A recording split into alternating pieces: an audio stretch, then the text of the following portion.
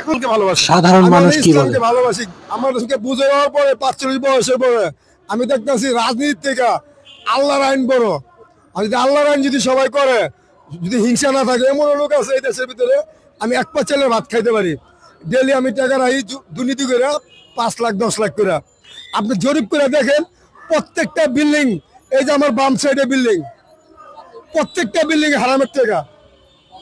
অ্যাপার্টমেন্টের বাড়ি করছে আওয়ামী লীগ 25 বছর পর ক্ষমতায়। সারা বাংলাদেশে কয়টা অ্যাপার্টমেন্টের বাড়ি আছে আপনি জাস্টিফিক করতে পারেন? আচ্ছা, আপনি বিএনপি কে বাদ দিয়ে ইসলামিক দলগুলোকে পছন্দ করার কারণ কি? পছন্দ করেন কি? এই দেশের নারীরা স্বামীর সেবা করব, যেসব পুরুষরা বউকে অপমান করব, বউর কথা বাইরে যাবো, যে বউ আবার অন্যায় করব, এটা শাসনের জন্য দুনো পক্ষেরই দেখতে হইব কে ভালো কাজ করে। যদি ভালো কাজ করে, স্বামীর কথা যদি না হলে, ঠিক আছে, তাহলে বউরে তালাক দিয়ে দিব। হ্যাঁ। আপনি কি